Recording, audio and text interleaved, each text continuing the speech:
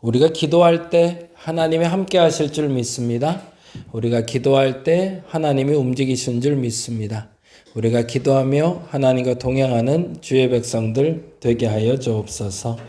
각 가정의 대소사를 주께서 만지시고 채우시고 함께 하시기를 소망해 봅니다. 우리 김희정 원사님 하고 있는 일, 그리고 우리 규린이, 그리고 가정의 변화 주께서 움직여 주시사 가장 선하고 가장 좋은 길로 예비하시고 인도하시며 그 인도하심에 결단하고 순종하는 가정 되게 하여 주옵소서. 오랜만에 우리 조병배 집사님 만나 함께 예배하고 교제하고 친교 나눴습니다. 그 몸의 건강을 주께서 하시오니 즐거운 날만 더욱더 많게 하여 주옵소서. 행복한 날만 더욱더 많게 하여 주시옵소서. 우리 나라가 지금 몸이 조금 조심스러워 누워 있습니다. 태중의 아이도 산모도 지켜주시고 순산하는 그날까지 조금 힘들더라도 잘 버텨내게 하여 주옵시고 건강한 아이 잘 출산하게 하여 주시옵소서. 최대한 안정 취할 수 있도록 주변의 환경뿐만 아니라 그 마음을 지켜 주옵소서. 우리 보라를 위해서 기도합니다. 아이가 거꾸로 있어서 염려가 좀 됩니다. 그럼에도 불구하고 하나님 지키실 줄 믿습니다. 그 태중에 있는 아이뿐만 아니라 엄마의 마음도 흔들리지 않게 하시사 건강한 아이 잘 출산할 수 있도록 마무리 그 나머지 시간까지도 함께하여 주옵소서. 우리 김진성 목사 드디어 이제 의족 맞추고 이제 다리에 맞는 적당한 것으로 본을 띄는 날을 가졌습니다. 그 다리에 꼭 맞는 달 허락하여 주옵시고 이를 위해서 우리 사랑하는 성도들 마음 모아줬는데 그 마음을 하나님 고이 간직하여 전달하였사오니 그 마음에 깊이 새겨지게 하시고 함께 기도하는 동역이 되게 하여 주시옵소서. 김영균 집사님을 위해서 기도합니다. 건강관리하고 있습니다. 잘 더 관리할 수 있도록 하시고 모쪼록 그 몸에 질고가 없게 주께서 붙잡아 주옵소서.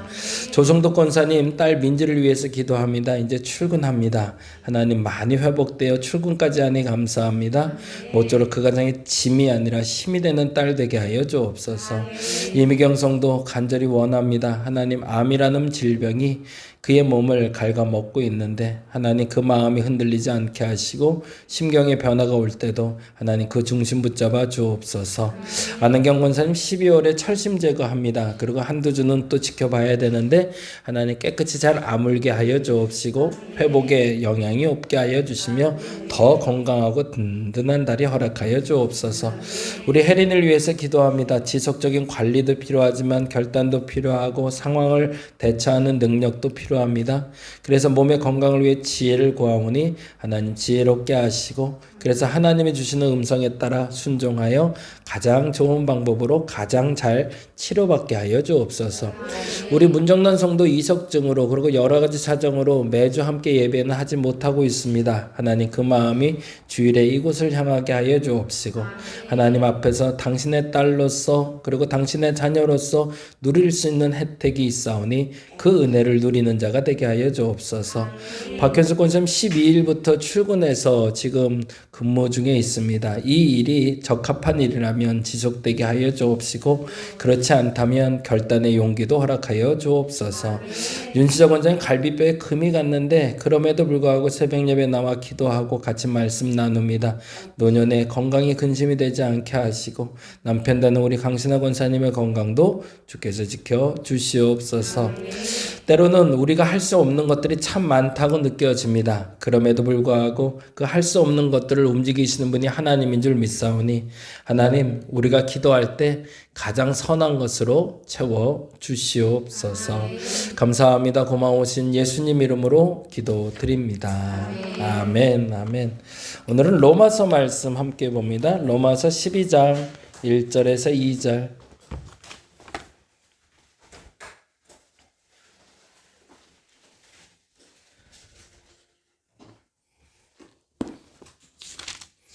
로마서 12장 1절에서 2절 말씀이 됩니다. 다 찾으셨나요? 네, 같이 한 목소리로 읽도록 하겠습니다. 그러므로 형제들아, 내가 하나님의 모든 자비하심으로 너희를 권하노니 너희 몸을 하나님이 기뻐하시는 거룩한 산 제물로 드리라. 이는 너희가 드릴 영적 예배니라. 너희는 이 세대를 본받지 말고 오직 마음을 새롭게 함으로 변화를 받아 하나님의 선하시고 기뻐하시고 온전하신 뜻이 무엇인지 분별하도록 하라. 아멘. 말씀 늘 드리고 있지만 로마서 11장까지는 교리에 대한 이야기와 12장부터는 그 삶의 적용에 대한 이야기가 나오고 있습니다. 그래서 로마서를 읽을 땐 1장부터 11장까지는 어떤 예수를 내가 믿고 있고 어떻게 신앙생활을 해야 되는지에 대해서 우리가 깨달을 수 있다면 12장부터는 어떻게 살아야 되는지에 대해서 질문합니다. 그래서 성경 읽을 때 그런 얘기 꼭 하는데 오늘 할 얘기이긴 하지만 질문하셔야 됩니다. 성경에. 계속 성경은 여러분에게 질문거리를 찾아줄 겁니다. 그래서 그 얘기가 오해가 없었으면 좋겠는데 성경은 정답을 가르쳐주는 책이 아닙니다. 정답을 질문할 수 있도록 만들어주는 책입니다. 그래서 그 질문을 여러분이 계속 찾아가시면 좋겠습니다. 오늘은 본문 중에 마음을 새롭게 함으로 라는 단어를 중심으로 창의성에 대해서 이야기하려고 합니다. 창조적이다, 창의성이 있다라고 얘기할 때 크게 5가지의 특징이 있다고 얘기를 하네요. 창의적인 사람들의 특징이고요. 창의적이어야 되는 방법입니다. 첫째는 민감성이라고 합니다. 민감성. 그리고 그 옆에 그렇게 적어주시면 좋겠어요. 본질의 민감성. 뿌리에 민감해야 된다는 겁니다. 저희 아버지가 고추 오늘 갔다 와서 또 이제 아버지 기분 좋으라고 고추 맛있다고 또 그랬더니 한참 또 이제 고추 얘기해 주시더라고요. 어떻게 고추를 심었고 어떻게 가꿨고. 그렇죠. 그 나이에 얼마나 힘드시겠어요. 몇 주 안 돼도 그래도 그거 일일이. 그래서 옛날에는 야 삽으로 팍팍 했는데 요새는 삽은커녕 이제 부삽 들고 쪼그리고 앉았고 이렇게 푸신다는 게 하나 심고 아유 허리가 얼마나 아픈지 모르겠다고. 근데 좋아하시는 모습 보고 오니까 너무 좋더라고요. 근데 우리 아버지 말이 정답이에요. 뿌리가 잘 심겨야 나무가 건강하게 자라거든요. 본질에 민감해야 됩니다. 이 흙이 이 싹이 자랄 수 있는 흙인지를 알아야 되고요. 그리고 이 본질이 잘 갖춰졌는지를 알아야 그게 시작이 될 수 있는데 창의성은 그 본질에 대해서 민감할 때 시작이 됩니다. 다른 말로는 이런 말인데요. 같이 읽어보죠. 어떤 사건이 파악하는 능력이 뛰어난 걸 말하는데요. 민감하다는 건 창의적인 사람은 문제 파악을 잘할 수 있는 이유는 비판적인 사고를 받아들이기 때문입니다. 무슨 말이냐면 성경을 볼 때도 마찬가지고 사람을 만날 때도 궁금해한 게 많은 거예요. 남들이 보는 똑같이 보는 걸 보는 게 아니라 남들이 보는 것 다른 것을 보는 사람. 그런 사람들을 창의성이라고 얘기해요. 똑같은 물건을 봐도 그 물건을 가지고 뚝딱뚝딱 잘 만들어내는 사람들이 있어요. 그건 그 사람들이 보이는 거거든요. 뭐가 보이냐면 있는 그들의 모습이 아니라 그 다른 형태를 볼 수 있는 시각이 있기 때문입니다. 그래서 본질적으로 우리가 무엇이 다른지를 질문할 수 있는 신앙을 갖는 것이 제일 중요합니다. 그게 창의적인 신앙입니다.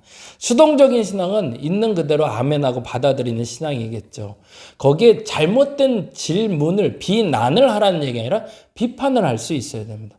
왜 이렇게 하는 거지? 왜 성만찬 할 때는 빵과 포도주를 쓰는 거지? 왜 성경은 66권이지? 이런 질문을 던질 수 있어야 된다는 거죠. 그건 잘못된 질문이 아니죠. 본질적인 질문은 항상 우리의 머리를 깨어나게 하고 창의적이게 만들어 줄 겁니다. 두 번째, 유연성을 가져야 된다고 그래요. 이건 상황에 대한 얘기인데요. 2번과 3번은 상황의 유연성 이렇게 적어주시면 좋을 것 같아요. 본질에는 민감해야 됩니다. 뿌리에는 민감해야 됩니다. 그래서 그 뿌리가 자랄 수 없을 때는 그 과감히 자랄 수 없는 땅은 벗어나야 되는 겁니다. 그래서 저는 교회를 옮기는 것도 긍정적인 사람이에요. 어느 시점이 됐을 때 그 교회가 뿌리부터 흔들리고 있는 교회라면 그리고 내가 그걸 붙잡을 수 있는 힘이 있는 사람이라면 버텨내야죠. 근데 그것이 아니라면 오히려 더 병들기 마련입니다. 그래서 본질적으로 무엇이 잘못됐다는 것을 알게 됐을 때 그것을 지켜내지 못한다면 떠나는 게 맞습니다. 이 얘기 조금만 더 하면 예레미야서가 그 얘기를 하고 있죠. 예레미야가 왜 포로로 잡혀가야 되냐고 말했냐는 거죠. 그거는 그 나라에 식민지로 들어가라라는 문제가 아니라 뿌리가 썩어버린 그 나라에서 더 이상 새싹이 자랄 수 없으니 새싹을 자랄 수 있는 새로운 땅으로 떠나라는 선포였던 거죠. 유연성은요, 다음과 같습니다. 생각이 유연하기 때문에 그 폭이 다른 사람과 견주어 넓다는 특징을 가지고 있습니다. 생각이 유연하려면 새롭게 알게 된 정보에 대해서 결론을 성급하게 내리지 않는 것이 중요합니다. 즉, 기존의 지식과 새로운 정보가 결합하도록 여유를 둘 때 유연한 생각을 가질 수 있다는 거죠. 그래서 우리가 그런 얘기 많이 하죠. 전쟁터에 나가서 아이가 다치고 왔는데 어떡하지? 이거 말에서 아이가 떨어져서 다쳤는데 어떡하지? 그랬더니만 전쟁이 일어나서 아이가 전쟁에 나가지 않았다. 그러니까 어느 순간을 볼 때 이 순간이 결론으로 보지 않고 그걸 과정으로 볼 수 있는 유연성을 가지고 있어야 되는 거죠. 어떤 상황이든지 이건 그리스도인들에게 매우 중요한 결론입니다. 이것 때문에 시험 드는 사람이 많거든요. 내가 이렇게까지 했는데 이 일이 벌어졌어? 아니요. 그 일 다음도 아직 있다는 걸 우리는 염두에 둬야 된다는 겁니다. 세 번째, 상황의 융통성이라고 적으시면 될 것 같아요. 융통성 할 때 역시 유연성하고 비슷한 단어이긴 하지만 다음과 같은 단어로 읽어낼 수 있을 것 같아요. 고집을 부리는 경우를 종종 보게 되는데 아마도 그것은 그 사람의 자존심과 연관이 있는 것 같습니다. 유연하게 판단은 됐어요. 이미 바꿔야 된다는 건 보였어요. 근데 못 바꿔요. 왜? 고집 때문에.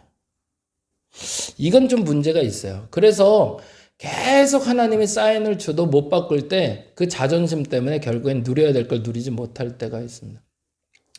이걸 또 엉뚱하게 해석할 수도 있지만 저 같은 경우가 그런 경우들을 많이 좀 체험을 했는데요. 고등학교 때 경험인데 예전에 한번 그런 얘기 했던 것 같은데 학원을 갔다 오는데 학원 앞에 그 학생이 하나 있는데 우산을 씌워주라는 마음을 자꾸 주세요.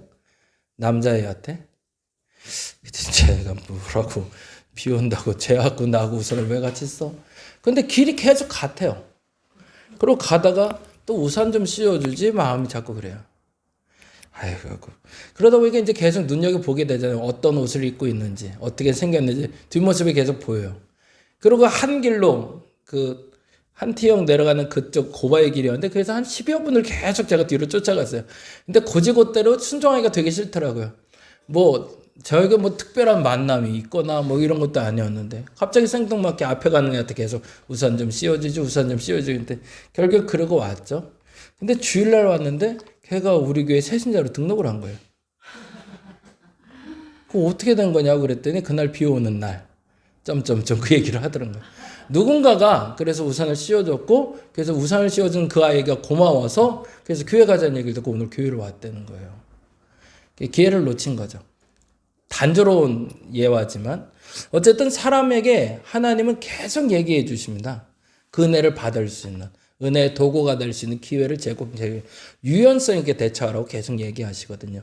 근데 융통성이 없으면 그 상황에 결론을 항상 누가 내요? 내가 내버리게 돼요.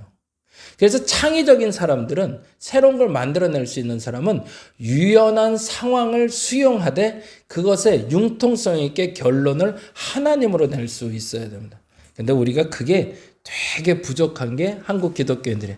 그래서 융통성이 없죠. 예전에는 담배 피는 것에 대한 굉장한 불편함이 있었는데 요즘은 담배 펴도 그래서 그런 표현을 해요.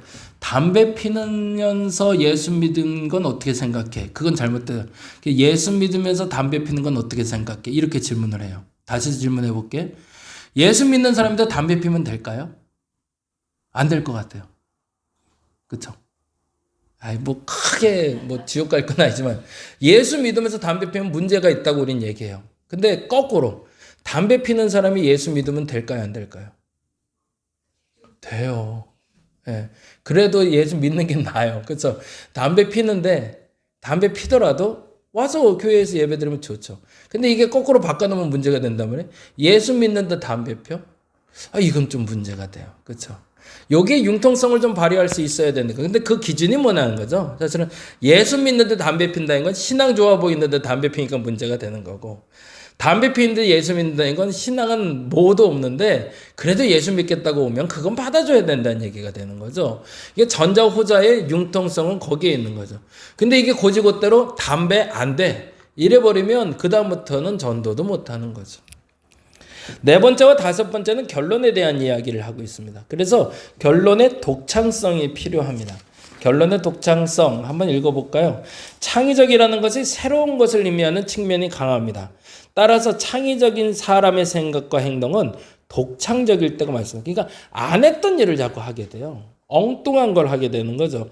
독창성을 위한 방법은 연관성을 가진 두 개의 정보를 결합하여 복합적인 사고를 하는 것입니다. 그래서 우리가 잘 아는 가스 차인데 뭐 전기 차이면서 기름차, 하이브리드 차량처럼 이것도 할 수 있고 저것도 할 수 있다라고 말하는 것이 독창성입니다. 기독교인들이 역시 이게 또 부족해요. 그래서 한 가지만 해야 돼요. 그래서 지금 우리 공간에 대해서도 불편한 분들이 새롭게 또 있어요. 그렇죠? 이게 교회야, 도서관이야, 카페야, 뭔지 모르겠다라고 말할 수 있어요. 근데 그걸 독창성으로 해석해 주시는 분들은 긍정적인 의미로 받아들일 수가 있죠. 왜 그럴까요? 자칫 잘못하면 독창성이 그 본질을 희석할 수 있기 때문에 그렇습니다. 그런데 그 본질이 분명하고 독창성이 나온다면 그거는 오히려 살려가야 되는 거죠. 그래서 필요한 게 다섯 번째 정교성입니다. 정교성. 결론이 정교해야 돼요. 뭐냐면 설득할 수 있어야 돼요. 뭔가 새로운 걸 교회에서 시작을 했고 뭔가 새로운 일을 벌이고 있는데 거기에 정교하게 세밀하게 쪼개서 설명할 수 없다면 사실은 그 독창성은 힘을 잃게 됩니다. 왜 도서관을 하는데? 왜 카페를 하는데? 왜 교회를 이렇게 꾸몄는데? 라고 물어봤을 때 그냥 이라고 해버리면 문제가 되는 거예요. 그냥이 아니라 목적이 분명해야 되는 거죠. 이 두 가지를 합하기 위해서야. 그런데 이 두 가지를 합했을 때 우리는 복음을 흔들려고 하는 게 아니야. 복음은 분명하게 세울 거야. 그런데 중요한 건 그 복음 위에 어떤 상황에도 받아들일 수 있는 유연성과 융통성을 갖기 위해서 우리는 이런 독창한 성을 갖고 있는 거고 그래서 그것을 이렇게 설명할 수 있어 라고 얘기할 수 있어야 되는 겁니다.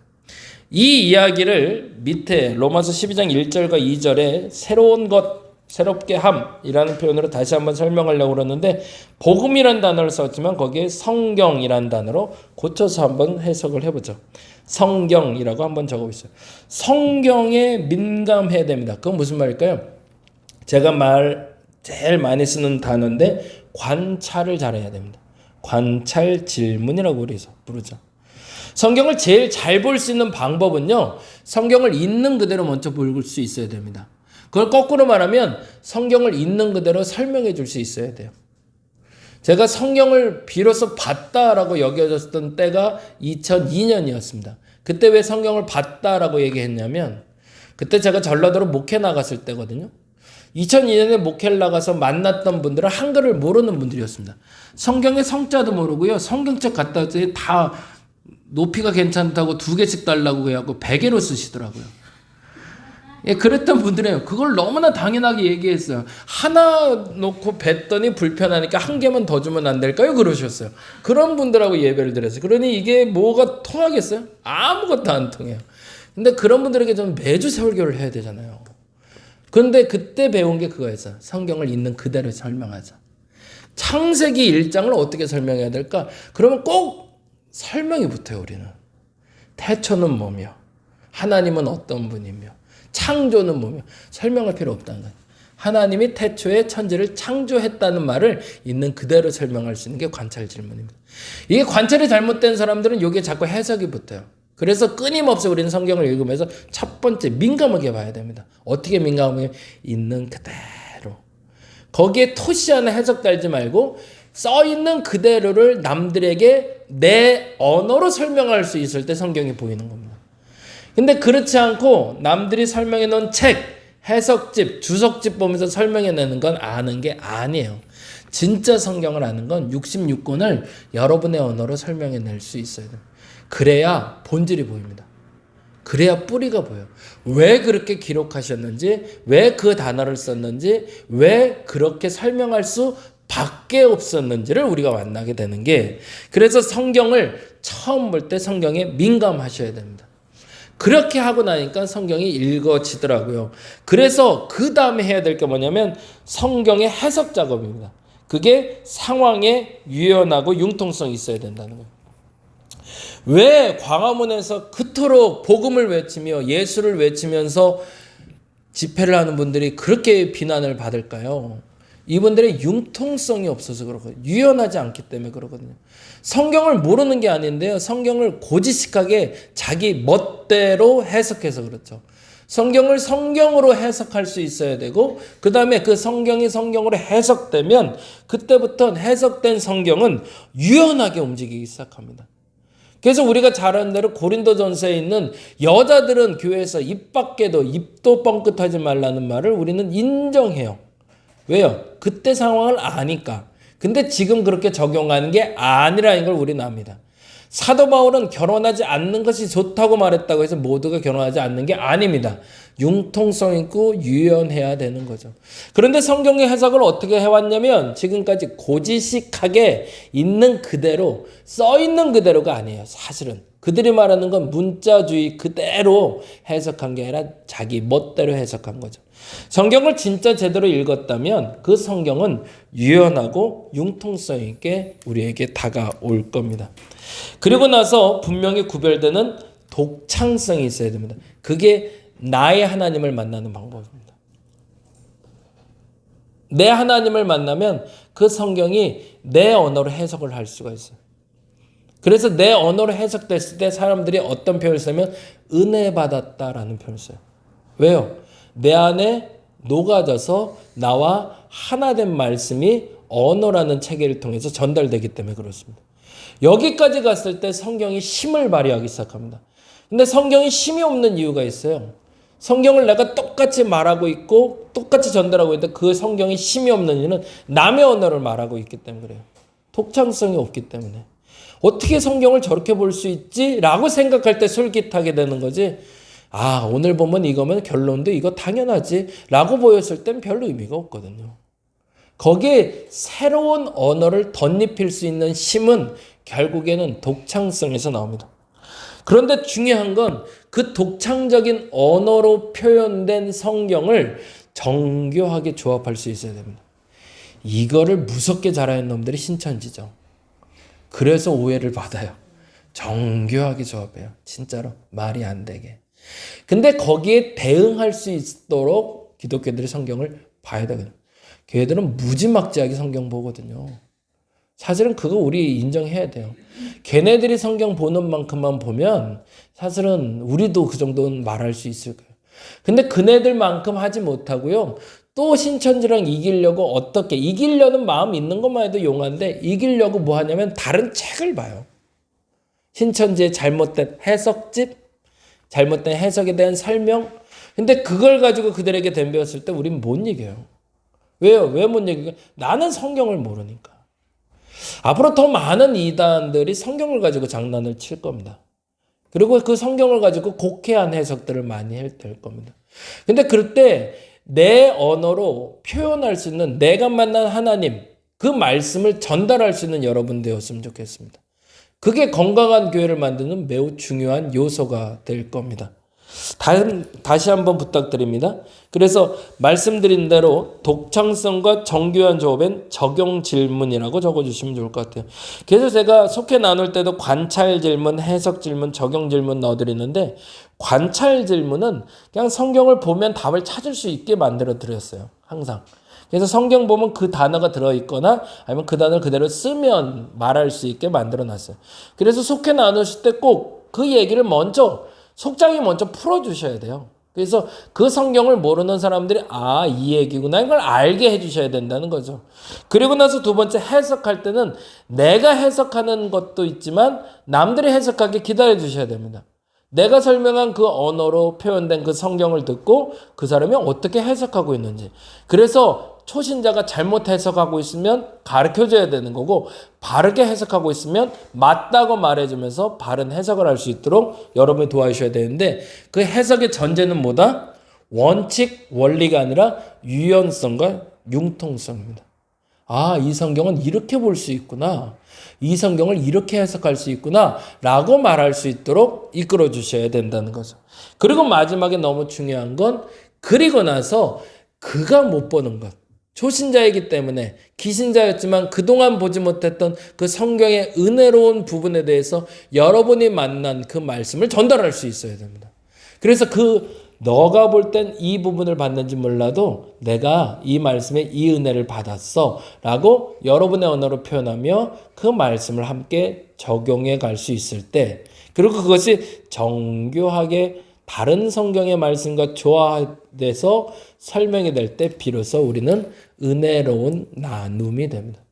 교제를 한다라는 표현을 써요. 제가 그래서 말씀과 기도와 교제와 전도가 살아있을 때 건강한 성도가 된다고 얘기합니다.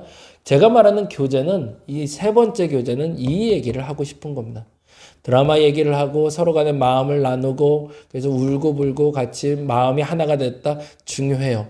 근데 그 마음이 하나가 됐다의 뿌리는, 본질은 성경이어야 됩니다. 그 우리의 대화의 본질이 성경이어야 되고, 그래서 대화의 끝이 성경이어야 되는 거죠. 그렇게 되면 온전한 교제가 이루어지고 있는 겁니다. 성도 간에 우리가 그 말들이 더 많아질 수 있도록 연습하시고 훈련하는 교회가 됐으면 좋겠습니다. 그래서 성경을 읽을 때 요즘 온라인으로 이제 계속 봐가고 있는데 익숙해졌으면 좋겠어요. 그래서 더 많이 보시고 더 많이 그 성경이 마태복음 5장 하면 산상수훈 이렇게 딱 떠오를 수 있는 사람들, 마태복음 11장 28장 수고하고 무거운 짐진 자라 그냥 외워서 나올 수 있고, 그러면 그 단어가 왜 나왔어? 이것 때문에 나왔어 라고 설명할 수 있는 분들. 그런데 그것이 내 언어로 해석돼서 창조적인 언어를 만들어낼 수 있는 저와 여러분 되시기를 간절히 바랍니다. 기도하겠습니다. 창조적인 교회가 되는 것은 창조의 하나님을 만났기 때문에 가능한 일입니다. 우리가 알고 있는 창의성을 민감하게 본질에, 복음에 반응하는, 성경에 반응하는 사람으로 만드는 시작이 되게 하여 주옵소서. 성경을 만날 때 민감하게 볼 수 있어야 됩니다. 맨날 그 본문인데 라고 보면 의미가 없습니다. 이 본문이 또 다른 어떤 질문을 내게 던지고 있는지를 볼 수 있어야 됩니다. 그러기 위해서 성경을 있는 그대로 읽는 연습이 필요합니다. 그 후에 읽어지기 시작한 말씀이 내 삶에 은혜로 다가올 수 있음을 알게 하여 주옵소서. 그리고 그렇게 기도하고 그렇게 말씀 보며 그 말씀이 주시는 은혜로 살아가는, 은혜의 능력으로 살아가는 저들 되게 하여 주시옵소서. 오늘은 다시 한번 아픈 이들, 그리고 문제를 가진 이들을 위해서 기도하기 원합니다. 그들을 위해서 우리가 간절히 기도할 때 주께서 응답하시고 가장 선한 방법으로 예비하시고 인도하여 주시옵소서. 감사합니다. 고마우신 예수님 이름으로 기도드립니다. 다 같이 기도하고 돌아가겠습니다.